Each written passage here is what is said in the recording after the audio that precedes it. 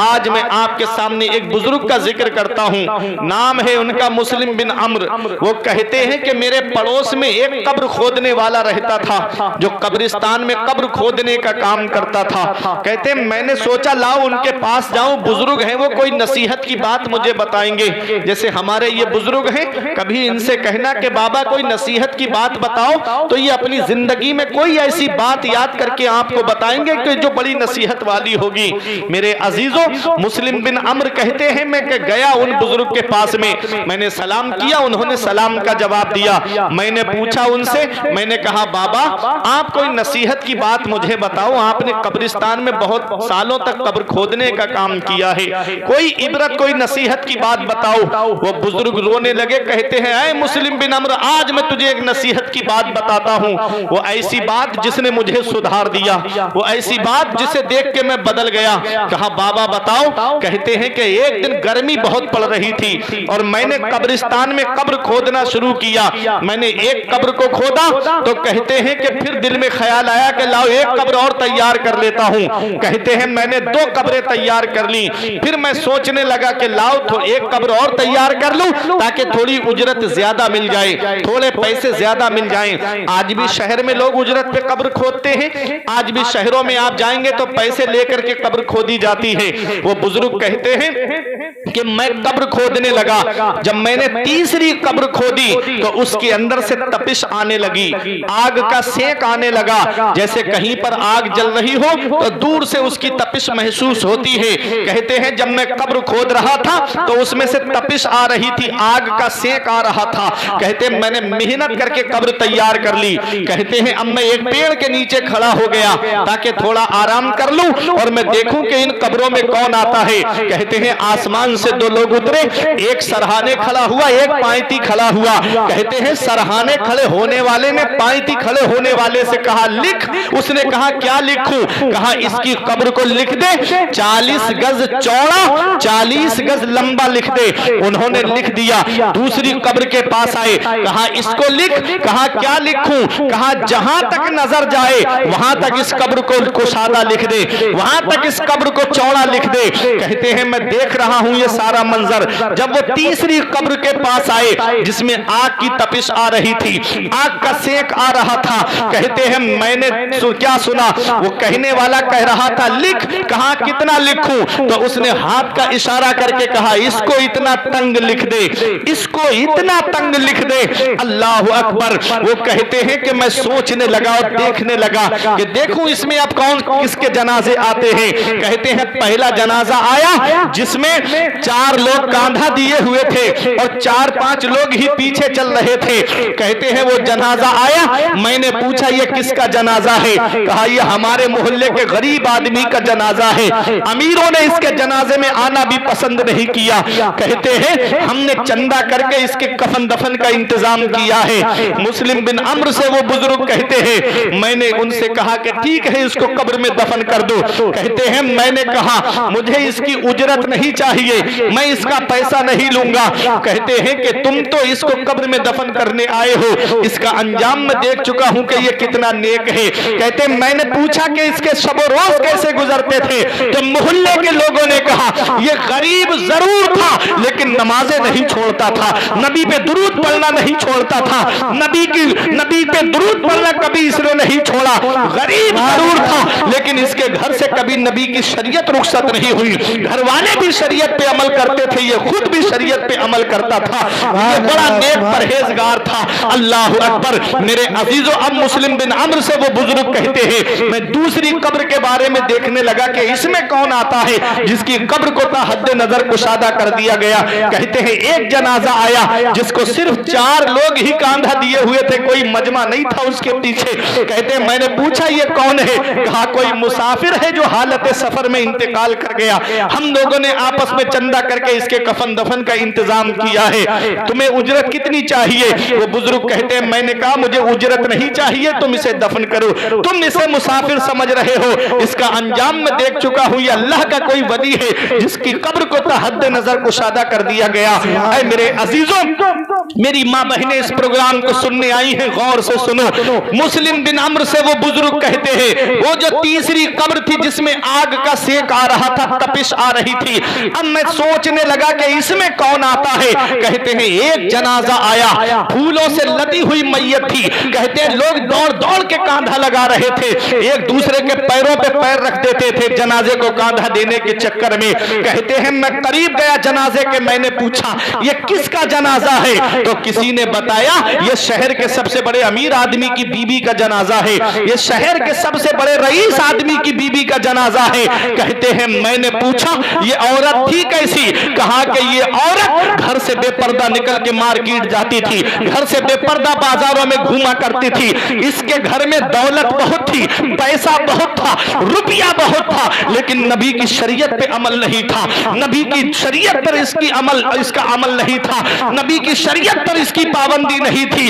वो बुजुर्ग कहते हैं मुस्लिम बिन अम्र मैंने देख लिया ये कब्रिस्तान है, कब्रिस्तान जहां दौलत काम नहीं आती है, जहां पैसा काम नहीं आता है, जहां रुतबा काम नहीं आता है, जहां ओहदा काम नहीं आता है, जहां पर कोई रुतबा कोई शान काम नहीं आती है, जहां काम आती है तो नबी की शरीयत काम आती है, जहां काम आती है तो नबी की शरीयत पर पाबंदी काम आती है। सुभान नारे तकबीर, नारे रिसालत, अज़मते मुस्तफा, शरीअते मुस्तफा, हक़्क़े खिताबत। सुभान मेरे अजीजों, उस कब्र की तैयारी करो जहां दौलत काम नहीं आती, पैसा काम नहीं आता, रुतबा काम नहीं आता, इक्तिदार काम नहीं आता, पावर काम नहीं आता। दुनिया में इतना पावर है जिसे चाहो उसे घर से उठवा सकते हो, लेकिन कब्र के अंदर कोई पावर काम नहीं आता है, वहां कब्र में काम आता है तो नबी की शरीयत काम आती है, नबी के शरीयत पर अमल करना काम आता है, नबी से सच्ची मोहब्बत काम आती है, नबी से सच्ची अकीदत काम आती है। और याद रखना मेरे बुजुर्गों, मेरे अजीजों, जब बाप बेटे को दफन करके चला आता है, भाई भाई को दफन करके चला आता है, रिश्तेदार रिश्तेदार को दफन करके चला आता है, पड़ोसी पड़ोसी को दफन करके चला आता है, कोई किसी की कब्र में नहीं जाता। वहां कौन है जो हमारे काम आता है? अपना रिश्ता नबी की बारगाह से मजबूत कर लो। जहां बाप बेटे के काम नहीं आता है वहां नबी अपने गुलामों के काम आते हैं, वहां नबी अपने आशिकों के काम आते हैं। कब्र में सरकार आए तो मैं कदमों पे गिरूं, जब फरिश्ते मुझे उठाएं तो मैं उनसे यूं कहूं अब तो पाए नाज से मैं, ऐ फरिश्तों क्यों उठूं, मर के आया हूं यहां इस दिलरुबा के वास्ते। कब्र में लहराएंगे ता हश्र चश्मे नूर के, जलवा फरमा होगी जब तलअत रसूलुल्लाह। सुभान अल्लाह, सुभान अल्लाह, सुभान अल्लाह, सुभान अल्लाह। कब्र में नबी की मोहब्बत काम आती है, कब्र में नबी की शरीयत काम आती है। वो बुजुर्ग कहते हैं मुस्लिम बिन अम्र उस दिन मैंने देख लिया कि ये कब्रिस्तान है, यहाँ सिर्फ नबी की शरीयत काम आती है, नबी की सच्ची मोहब्बत काम आती है। इसलिए शरीयत पे अमल करके दुनिया से जाओ, नबी से सच्ची मोहब्बत करके दुनिया से जाओ। मेरे अजीजों, ये कब्रिस्तान है, उसकी फिक्र करो, उस कब्र की फिक्र करो, काली कोठरी की फिक्र करो। वो बुजुर्ग कहते हैं उस दिन से मैं जान गया कि नबी की शरीयत पे अमल करना है, नबी के बताए हुए तरीके पे हमको चलना है। मेरे अजीजों, जनाजे में शामिल हुआ करो तो नमाज जनाजा जरूर पढ़ा करो। इससे दो फायदे हैं, नमाज जनाजा पढ़ने से दो फायदे। एक फायदा यह है कि अगर मैयत गुनाहगार है और नमाज जनाजा पढ़ने वालों में कोई परहेजगार है तो अल्लाह उसके सदक़े में मैयत की बख्शिश कर देता है। और अगर मैयत परहेजगार है, नमाज जनाजा पढ़ने वाले गुनाहगार हैं, तो अल्लाह मैयत के सदक़े में नमाज जनाजा पढ़ने वालों को बख्श देता है। इसलिए जरूर शामिल हुआ करो, नमाज जनाजा जरूर पढ़ा करो। और शरीयत का मसला भी है कि जब किसी के यहाँ जनाजे में जाओ तो जब तक दफीना ना हो जाए तो उसकी इजाजत के बगैर घर वाले की घर पे मत आओ। ये हुक्म है शरीयत का। और जब दफीना हो जाए तो बगैर इजाज़त आप आ सकते हो। अगर किसी के यहाँ जनाजे में गए हो तो मेरे अजीज़ों, जो हमारे अजीज दुनिया से चले गए, जिनके माँ बाप दुनिया से चले गए, तो वो ये ना समझें कि हम उनके हुकूक से बरी हो गए। आका फरमाते हैं 5 हक हैं जो औलाद पे बाकी रह जाते हैं। अस्सलातु अलैहिमा, औलाद अपने माँ बाप की नमाज जनाजा पढ़े। दूसरा हक आका फरमाते हैं अल इस्तिगफारु लहुमा, अपने माँ बाप के लिए बख्शिश की दुआ करती रहे। औलाद अपने माँ बाप के लिए मगफिरत की दुआ करती रही है। हक है माँ बाप का दुनिया से जाने के बाद कि औलाद अपने माँ बाप के लिए बख्शिश की दुआ करती रहे। अब कौन सी औलाद बख्शिश की दुआ करेगी? जिसे हमने कुरान पढ़ाया होगा, जिसे हमें अपने नबी का दीन पढ़ाया होगा, वो ना मगफिरत की दुआ करेगी। इसलिए अल्लाह ने अगर 4 बेटे दिए हैं तो मेरे अजीजों, एक बेटे को मदरसा जरूर भेज देना। कहीं ऐसा ना हो कि कोई कब्र पे फातिहा पढ़ने वाला तक नसीब ना हो, कहीं ऐसा ना हो कि कोई कब्र पे ईसाले सवाब करने वाला तक नसीब ना हो। हमने ऐसे लोग भी देखे, 3 बेटे, तीनों को दुनियावी डिग्री दिलाई, कोई डॉक्टर बना, कोई इंजीनियर बना, कोई मास्टर प्रोफेसर बना, अलग अलग जगहों पे जाकर के जॉब कर रहे हैं, कोई हॉस्पिटल खोल के शहर में रह रहा है। बाप की कब्र पे कोई फातिहा पढ़ने वाला तक नसीब नहीं हो रहा है। ऐसे भी देखे। एक बच्चे को तुम दीनी तालीम जरूर दिला देना, वरना इल्म दीन जो फर्ज है वो तो जरूर ही हमको अपनी औलाद को सिखाना है। तलबुल इल्म फरीदतुन अला कुल्ले मुस्लिम व मुस्लिमा, इल्म दीन हासिल करना हर मुसलमान मर्द औरत पे फर्ज है। कितना इल्म हासिल करना फर्ज है कि अपनी जरूरत के मसाइल किताबों से हल कर सके, इतना तो इल्म हासिल कराना हमको औलाद के लिए जरूरी है।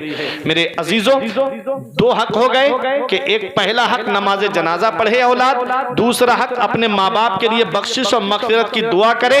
तीसरा हक आका फरमाते हैं कि अगर उन्होंने दुनिया में कोई वादा किया, कोई अहद किया और वो पूरा ना कर सके और इंतकाल कर गए, तो औलाद के ऊपर ये हक है माँ बाप का कि वो अपने माँ बाप की उस वसीयत को पूरा करें, उस वादे को पूरा करें। जैसे मिसाल के तौर पे कह रहा हूं, माँ बाप या बाप ने या माँ ने ये कह दिया कि मैं मदरसे के अंदर एक नल लगवाऊंगा, इत्तेफाक से उनका इंतकाल हो गया, नहीं लगवा पाए। एक मिसाल दे रहा हूं मैं आपको।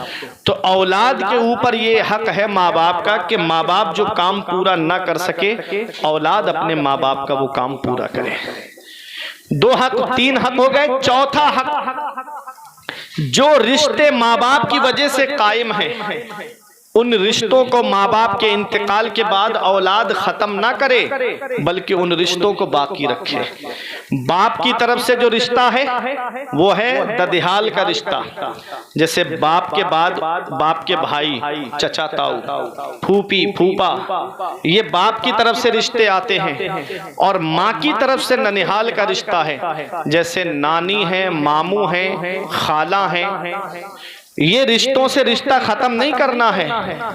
बाप की तरफ से जो रिश्ते आते हैं, जैसे बाप की बेटी बहन हुई, उसके बच्चे भांजी भांजे हुए, तो ये रिश्ते खत्म नहीं करना माँ बाप के इंतकाल के बाद। माँ बाप का इंतकाल हो जाए तो औलाद को चाहिए कि वो अपने माँ बाप के इन रिश्तों को बाकी रखे, उनके साथ में हुस्न सुलूक करता रहे। 5वां हक ये है कि जिनसे माँ बाप की दोस्ती थी, माँ बाप दुनिया से चले गए, तो औलाद को चाहिए कि वो उनसे दोस्ती खत्म ना करे। जैसे बाप का कोई करीबी दोस्त था, तो औलाद को चाहिए कि जैसे अपने बाप का अदब करता है, वैसे ही अपने वालिद के दोस्त का भी अदब करता रहे। जैसे वो उसे हर दावत में बुलाते थे, ऐसे ही औलाद को भी चाहिए कि वो उसे अपने यहाँ हर दावत में बुलाएं, लेकिन ईमान की शर्त है। ठीक है, ये 5 हक हैं। माँ बाप का इंतकाल भी अगर हो जाए, तब भी औलाद को माँ बाप के ये हक अदा करना है। माँ बाप के ये हुकूक औलाद के ऊपर रह जाते हैं उनके इंतकाल के बाद में। मेरे अजीजों, कब्रिस्तान चले जाया करो फातिहा पढ़ने के लिए। आका फरमाते हैं फल मय्यतु फिल कब्र इल्ला कल गरीकिल मुतगव्विस यंतज़िरु दावतन तलहकुहु मिन अबिन व उम्मिन व अखिन व सदीकिन। आका फरमाते हैं जो कब्रिस्तान में लेटे हैं वो दरिया में डूबने वाले की तरह हैं। जैसे कोई दरिया में डूब रहा हो तो उसे सहारे की जरूरत होती है कि मुझे कोई हाथ दे के सहारा दे के बाहर निकाल लेता, मेरा बाप निकाल लेता, मेरा भाई निकाल लेता, मेरे दोस्त निकाल लेते। मेरे आका फरमाते हैं जो कब्रिस्तान में लेटे हैं वो दरिया में डूबने वाले की तरह हैं। यंतज़िरु दावतन, वो दुआ का इंतजार कर रहे हैं। बाप अगर कब्र में है तो औलाद की दुआ का इंतजार कर रहा है, और औलाद अगर कब्र में है तो वो माँ बाप की दुआ का इंतजार कर रही है। रिश्तेदार अगर कब्र में है तो वो रिश्तेदार की दुआ का इंतजार कर रहा है। दोस्त कब्र में है तो दोस्त की दुआ का इंतजार कर रहा है। आका फरमाते हैं जब उसे ईसाले सवाब किया जाता है तो दुनिया व मा फीहा से सबसे बेहतर चीज उसके लिए वो ईसाले सवाब होता है। अपने अजीजों के लिए ईसाले सवाब करते रहा करो। आका फरमाते हैं मन दखलल मकाबिरा फक़रा सूरत यासीन खफ़फ़ल्लाहु अन्हुम, जो कब्रिस्तान जाए और एक मर्तबा सूरह यासीन शरीफ पढ़ दे तो अल्लाह कब्रिस्तान के मुर्दों के अज़ाब में कमी कर देता है और पढ़ने वाले को तादाद के बराबर सवाब अता फरमाता है। चले जाया करो कब्रिस्तान, ईसाले सवाब कर दिया करो। पूरा कुरान याद नहीं है तो सूरह फातिहा अलहम्दो तो हर मुसलमान को याद होगी, सूरह इखलास कुल वल्लाह शरीफ तो हर मुसलमान को याद होगी। एक मर्तबा सूरह फातिहा, 11 मर्तबा कुल वल्लाह शरीफ पढ़ करके अपने अजीज के लिए ईसाले सवाब कर दोगे तो अल्लाह ताला उसकी कब्र में रहमत व अनवार की बारिश अता फरमाएगा। मेरे आका हुजूर सल्लल्लाहु ताला अलैहि वसल्लम के गुलामों आला हजरत अजीमुल बरकत ने एक रिवायत को अल मलफूज शरीफ के अंदर बयान किया है। शेख मुहियुद्दीन इब्नुल अरबी की रिवायत को नकल करते हुए फरमाते हैं जो 70,000 मर्तबा कलमा शरीफ, अब आदमी कुरान पढ़ा हुआ नहीं है तो चलो हम मानते हैं कुरान पढ़ा हुआ नहीं है तो कलमा शरीफ तो हर मुसलमान को याद होगा। कलमा तो हर मुसलमान को याद है, मुसलमान है तो कलमा याद होगा। कलमा क्या है? ला इलाहा इल्लल्लाहु मुहम्मदुर रसूलुल्लाह सल्लल्लाहु अलैहि वसल्लम। ये कलमा शरीफ तो हर मुसलमान को याद है। इसका सवाब सुनो। आका हुजूर सल्लल्लाहु ताला अलैहि वसल्लम के दीवानों आला हजरत फरमाते हैं, शेख मुहियुद्दीन इब्नुल अरबी की रिवायत को नकल करते हुए कहते हैं कि जो 70,000 मर्तबा कलमा शरीफ पढ़ करके अपने अजीज के लिए ईसाले सवाब कर दे तो अल्लाह कलमा शरीफ पढ़ने वाले को भी बख्श देता है और जिसके लिए ईसाले सवाब किया है अल्लाह ताला उसे भी बख्श देता है। तो ईसाले सवाब कर दिया करो। मेरे बुजुर्गों, नमाज पढ़ने जब मस्जिद में जाओ तस्बीह ले लो 100 दानों वाली, कलमा शरीफ ही पढ़ते रहे उस पर। दुनिया में कुछ नहीं रखा है, चौराहों पे बैठ के इधर उधर की बातें करने से कुछ नहीं रखा है। लैत शाब यऊदों की रट लगाते रहो, जवानी लौट के आ जाए, जवानी लौट के आ जाए, लौट के नहीं आएगी। हजरत दाऊद अलैहिस्सलाम की दोस्ती मलकुल मौत से थी, हजरत इजराइल अलैहिस्सलाम से। अब दोस्ती है तो दोस्त है, रात में बुलाओगे तो रात में दोस्त आएगा मदद के लिए अगर सच्ची दोस्ती है तो, दिन में बुलाओगे तो दिन में दोस्त आएगा मदद के लिए। इजराइल अलैहिस्सलाम से दोस्ती हजरत दाऊद अलैहिस्सलाम की। तो एक दिन इजराइल अलैहिस्सलाम से कहने लगे हजरत दाऊद अलैहिस्सलाम, देखो तुम हमारे दोस्त हो, तुम सबकी रूह निकालते हो? कहा हाँ निकालता हूँ। कहा देखो दोस्त, दोस्ती का कुछ तो हक अदा करना। जब तुम हमारी रूह निकालने आओ तो पहले खबर कर देना हमको, पहले हमें बता देना जब हमारी रूह निकालने के लिए आओ। कहा क्यों नहीं, दोस्ती का हक तो जरूर अदा करूंगा, बताऊंगा मैं आपको, पहले ही बता दूंगा। कहा ठीक है। एक दिन आ गए हजरत इजराइल अलैहिस्सलाम रूह निकालने के लिए, तो दाऊद अलैहिस्सलाम ने फरमाया कि ये कैसी दोस्ती है? आपसे तो मैंने कहा था कि मेरी रूह निकालने से पहले मुझे खबर कर देना और तुमने मुझे खबर तो की नहीं। हजरत दाऊद अलैहिस्सलाम से इजराइल अलैहिस्सलाम ने कहा, मैंने 3 कासिद भेजे आपके पास में, 3 कासिद। कहा कौन से कासिद? कहा तुम्हारी दाढ़ी के सर के बाल सफेद हुए, मेरा पहला कासिद। कहा जब तुम्हारे जिस्म की हड्डियों ने जवाब दिया, मेरा दूसरा कासिद। कहा जब तुम बिस्तर पे आए, मेरा तीसरा कासिद। अब मुझे बताओ मेरे बुजुर्गों, आज दाढ़ी के बाल सफेद हो गए, जिस्म के बाल सफेद हो गए, ये वो बुजुर्गी की अलामत की। ये हमको बता रहे हैं कि कब्र में जाने की तैयारी करो, ये हमको बता रहे हैं कि मुत्तकी बनो, ये हमको बता रहे हैं कि परहेजगार बनो। हजरत दाऊद अलैहिस्सलाम से इज़राइल अलैहिस्सलाम ने कहा मैंने 3 कासिद आपके पास भेजे। अल्लाह अकबर। आज हम उन कासिदों पे गौर नहीं करते। आज हम अपनी दाढ़ी के बाल सफेद देख करके भी ये नसीहत हासिल नहीं करते कि अब हम कब्र में जाने वाले हैं। मेरे अजीजों, अब तो जवान मौतें हो रही हैं, जवान लोग दुनिया से जा रहे हैं, बिल्कुल सेहत और तंदुरुस्त, बिल्कुल आंखों के सामने फोन पे बात की हमसे, सुबह को खबर आई कि तुम्हारा अजीज दुनिया से चला गया।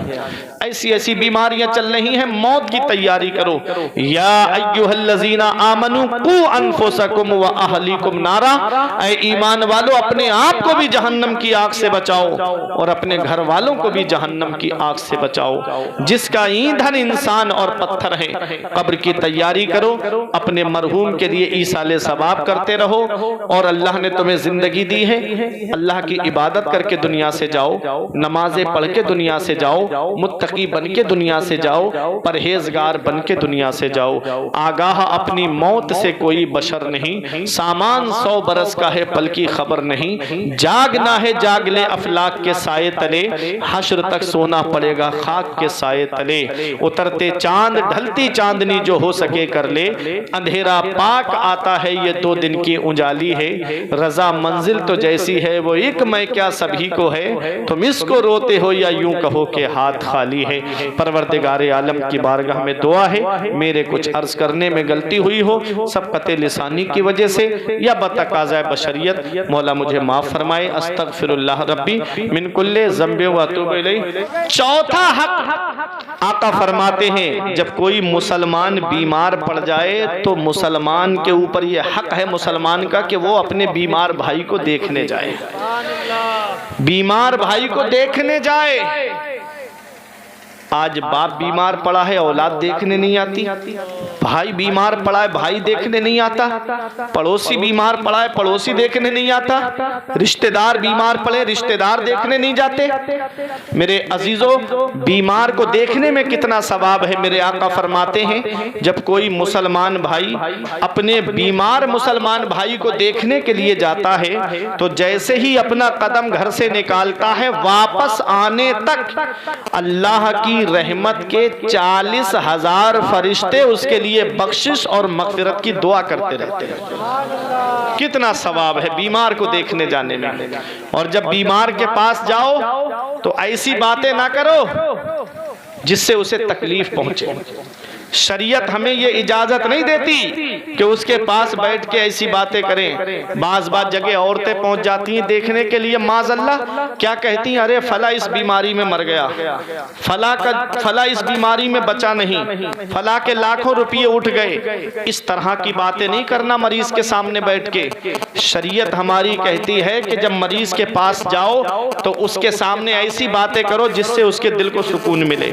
उससे कहो अल्लाह कादिर मुतलक है, अल्लाह मालिक अलल इतलाक है, अल्लाह रब्बुल इज्जत बीमारियों को दूर करने वाला है, अल्लाह रब्बुल इज्जत परेशानियां दूर करने वाला है। बड़ी से बड़ी बीमारी हो अल्लाह रब्बुल इज्जत ने उसकी भी दवा रखी है, अल्लाह पाक ने उसकी शिफा रखी है। बड़ी से बड़ी बीमारियां दुआओं से ठीक हो जाती हैं, बड़ी से बड़ी बीमारियां वलियों के वसीले से ठीक हो जाती हैं।